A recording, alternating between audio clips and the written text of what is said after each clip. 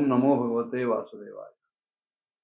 दक्षयज्ञाच्या संहाराच्या वेळेला भगवान महाविष्णू आणि ब्रह्मदेव मुळात त्या यज्ञातच गेले नव्हते. याचं कारण तिथे काय घडणार आहे याचा त्यांना अंदाज आलेला होता. एक नीतिवचन आहे, नसा सभा प्रवेष्टव्या वक्तव्यम वा समंजसम अब्रुवन विब्रुवन वापी नरो भवती किल्विषी. की ज्याला आपल्या धर्ममार्गात रुची आहे, आपली कर्तव्य पूर्ण करण्यात रुची आहे, अशा माणसानं उगीच चौगीच वाटेल त्या सभेत जाऊच नये. आणि जरी गेलं तरी बोलायचं असेल तर समजदारीतच बोलावं, असमंजस असं राहू नये. कारण असं आहे की तिथे जमा होणारे सभासद कशा वृत्तीचे असतील, सभेचं कामकाज नेमकं काय आहे हे लक्षात घेतल्यानंतर तुम्ही कोणाच्याही बाजूने बोलाल, अनुकूल किंवा प्रतिकूल, तरी तुम्ही तिथे पापी ठरता, दोषी ठरता. सभेची व्याख्या करताना सुभाषितकार म्हणाले, नसा सभा यत्र न संती वृद्धा. ती सभा सभाच नव्हे की जिथे वृद्ध म्हणजे केवळ वयानं किंवा शरीरावर सुरकुत्या पडून वृद्ध आले नव्हे. वृद्ध म्हणजे ज्ञानी, ज्ञानवृद्ध, तपोवृद्ध, अनुभववृद्ध अशी माणसं जिथे नसतील ती सभा सभाच नव्हे. मग वृद्ध कोणाला म्हणायचं? वृद्धानते येन वदंती धर्मम. जे वृद्ध आहेत ते वृद्ध जर धर्माचं निरूपण करत नसतील, धर्म्य काय आणि अधर्म्य काय हे जर सांगत नसतील, तर त्यांना वृद्धच म्हणता येणार नाही, ज्ञानवृद्ध म्हणता येणार नाही. धर्मस्तनो यत्र न सत्यमस्ती. तुम्ही धर्माचं कितीही निरूपण केलं तरी त्याच्यात जर सत्य वस्तू सांगितली जात नसेल, सत्य लपवलं जात असेल, तर तो धर्म धर्मच नव्हे, नुसता त्याचा पेहराव आहे. आणि सत्यही ते नव्हे जर ते सत्य एखाद्याला कपटासाठी, छळासाठी प्रवृत्त करत असेल. तेव्हा अशा सभेत शहाण्या माणसानं, चतुर माणसानं जाऊ नये असा एक संकेत आहे. आणि म्हणून भगवान महाविष्णू आणि ब्रह्मदेव त्या सभेपासून दूर राहिले. की ज्या सभेमध्ये भगवान शंकरांची दक्ष प्रजापतीकडनं निंदाही झाली आणि त्या दक्षानं जिथे तो यज्ञ करायला सुरुवात केली त्या यज्ञात सुद्धा ह्या दोन मोठ्या देवता उपस्थित नव्हत्या.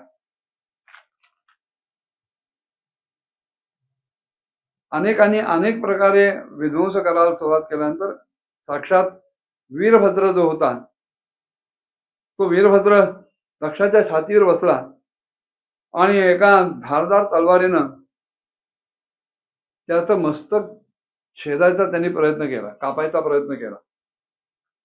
पण खूप प्रयत्न करून सुद्धा त्या दक्षाचं शिर धडापासून की वेगळं होईना. कुठल्याही प्रकारे अस्त्रानं शस्त्रानं दक्षाची त्वचा फाटली जात नाहीये, फाडता येत नाहीये, त्याचं शिर वेगळं करता येत नाहीये. असं बघितलं तेव्हा वीरभद्राला अतिशय आश्चर्य झालं आणि तो बराच वेळ विचार करत राहिला की हे असं का व्हावं. आणि मग त्याच्या लक्षात आलं की यज्ञीय बळी म्हणून जो दिला जातो, पशुचा बळी दिला जातो, तिथे त्याला शस्त्राने मारलं जात नाही तर मुष्टीने मारलं जातं. हाताची एक विशिष्ट रचना करून त्याच्या त्या गळ्याच्या नसेवर प्रहार केला जातो आणि तो यज्ञीय पशुचा बळी दिला जातो. मग त्याच्या लक्षात आलं की हा दक्ष जरी या यज्ञाचा यजमान असला तरी त्याच्या ठिकाणी भगवान शंकरांबद्दल असलेलं जे वैर आहे, या वैराच्या भावनेप्रमाणे तो सुद्धा एक पशुच आहे, यज्ञीय पशुच आहे. मग यज्ञीय पशुची जशी हत्या करायला पाहिजे त्याप्रमाणे त्यांनी त्या दक्षाचा आपल्या मुष्टीप्रहारानं वध केला. आणि नंतर मग ते त्याचं जे शिर होतं, मस्तक होतं, ते त्यानं वेगळं केलं धडापासून. हे बघितल्यानंतर सगळे भूत प्रेत पिशाचगण वीरभद्राच्या या कर्माची प्रशंसा करायला लागले. सगळीकडे अहोध्वनी घुमायला लागला, वाहवा घुमायला लागली. आणि दुसरीकडे दक्षाच्या बाजूनी जी माणसं आलेली होती, ज्या देवता वगैरे आलेल्या होत्या, त्यांच्यामध्ये मोठा हाहाकार माजला.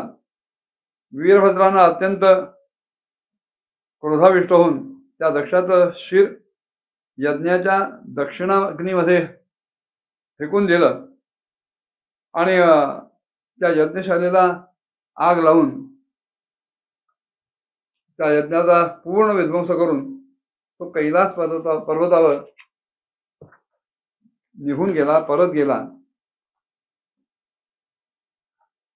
पुढे मैत्रेय विदुरजींना सांगतायत की भगवान शंकरांच्या सेवकांनी ह्या सगळ्या देवतांना हरवलं आणि त्यांचं संपूर्ण अंग प्रत्यंग भूतप्रेतांच्या त्रिशूल, पट्टिश, खड्ग, गदा, परीघ, मुदगर इत्यादी आयुधांनी अगदी फार छिन्न भिन्न करून टाकलं. तेव्हा ते सगळे ऋत्विज आणि सदस्य सगळेच घाबरले. जे वाचले वगैरे होते हे सगळे घाबरले आणि भिवून घाबरून ते ब्रह्मदेवांकडे आले. आणि ब्रह्मदेवांना त्यांनी तो सगळा वृत्तांत, जे जे काही घडलं दक्ष यज्ञामध्ये, ते सगळं साध्यंत निवेदन केला. ब्रह्मदेवांना आणि सर्वांतर्यामी असलेल्या भगवान विष्णूंना हा उत्पात होणार आहे ह्याची पूर्वकल्पना होतीच आणि म्हणूनच ते त्या यज्ञामध्ये गेलेले नव्हते. पण जेव्हा देवतांच्या तोंडून ही सगळी बातमी ऐकली तेव्हा त्याने सांगितलं की देवतांनो, परमसमर्थ असा जो कोणी तेजस्वी पुरुष असतो, यदा कदाचित त्याच्याकडनं काही दोष घडला, मान्य न करता गृहीत धरून, तरी सुद्धा त्याच्या बदल्यामध्ये जे कोणी अपराध करतात, या महापुरुषांनी काही एक चूक केली, मग त्याचा प्रतिकार म्हणून बाकीची माणसं जी काही दुसरी चूक करतात, त्या चुकीला कुठेही क्षमा नसते. त्याच्यातून त्या लोकांचं कधीही कल्याण होत नाही, भलं होत नाही. आणि तुम्ही तर मला साक्षात भगवान शंकरांना त्यांचा जो अधिकारातला हक्काचा भाग होता तो न देता त्यांचा फार मोठा अपराध केलाय, गुन्हा केलाय. पण लक्षात घ्या, भगवान शंकर हे जसे आशुकोप आहेत तसेच ते आशुतोषही आहेत. आशु म्हणजे चटकन, लवकर. भगवान शंकरांची ही दोन वैशिष्ट्य सांगितली जातात की ते चटकन प्रसन्न होतात आणि तेवढेच चटकन रागावतात सुद्धा. तेव्हा ह्यांनी जरी तो अपराध केलेला असला, दक्षानं त्या यज्ञामध्ये भगवान शंकरांना त्यांच्या अधिकारातली आहुती दिली नाही, हा अपराध जरी झालेला असला तरी भगवान शंकरांनी तो मनावर घेतलेला नव्हता वेळेला आणि म्हणूनच ते त्यांच्या ध्यानामध्ये मग्न होऊ शकले. सामान्य माणसाचा जर अपमान झाला तर तो त्याच्या डोक्यात दीर्घकाळपर्यंत गुंजी घालत राहतो, सलत राहतो त्याला. तेव्हा त्यांना जर चटकन प्रसन्न करायचं असेल, ब्रह्मदेव त्या सगळ्या देवतांना, ऋषीगणांना, ऋत्विजांना सांगतायत की काही नाही, तुम्ही एकच करा, शुद्ध हृदयानं त्यांचे पाय पकडा, त्यांना प्रसन्न करा, त्यांची क्षमा याचना करा, ते नक्की प्रसन्न होतील. मुळात झालंय असं की दक्षाच्या दुर्वचन रूप बाणांनी भगवान शंकरांचं जे हृदय वेधलं गेलंय, विंधलं गेलेलं आहे, जखमी झालेलं आहे. त्याच्यात भर म्हणून त्यांची जी प्राणप्रिया पत्नी सती, तिचाही वियोग त्यांना सहन करायला लागलाय. तेव्हा आता जर तुम्हाला असं वाटत असेल की हा जो यज्ञाचा विध्वंस झालाय, याच्यावर काहीतरी उपाय करून सुरू झालेला यज्ञ पूर्णतेस जावा, तर सर्वात प्रथम लवकरात लवकर जाऊन आपण केलेल्या अपराधाची भगवान शंकरांकडे क्षमा याचना करा. न पेक्षा हे जे त्यांचे सगळे सेवक, रुद्रगण, शिवगण रागावलेले आहेत, क्रुद्ध झालेले आहेत, ते संपूर्ण लोकपालांसह या सृष्टीचा नायनाट करायला मागे पुढे बघणार नाही. आणि कोणीही याच्यातून वाचणंही संभवत नाही. भगवान रुद्र हे परम स्वतंत्र आहेत आणि त्यांचं जे तत्व आहे आणि त्यांचं जे शक्ती सामर्थ्य आहे, त्याची बरोबरी कुठलाही ऋषी, कोणीही मुनी, देवता, साक्षात यज्ञस्वरूप देवराज इंद्र हे करू शकत नाहीत. ना त्यांना त्या शक्तीचं, त्यांच्या तत्वाचं ज्ञान आहे. आणि बाकीचे जाणणारे एक वेळ हे जरी स्वीकारलं तरी मी सुद्धा, स्वतः ब्रह्मदेव त्या सगळ्यांना सांगतायत की मी सुद्धा भगवान शंकरांचं तत्व, शिवतत्व आणि त्यांचं शिवसामर्थ्य, त्यांची शिवशक्ती ही पूर्ण रूपानं, यथार्थ रूपानं जाणू शकत नाही. इतरांची तर गोष्ट विचारात घ्यायचं कारणच नाही. तेव्हा अशा परिस्थितीत त्यांना शांत करण्याचा उपाय कोण करू शकणार? हे सगळं बोलून झाल्यावर ब्रह्मदेवांच्या बरोबर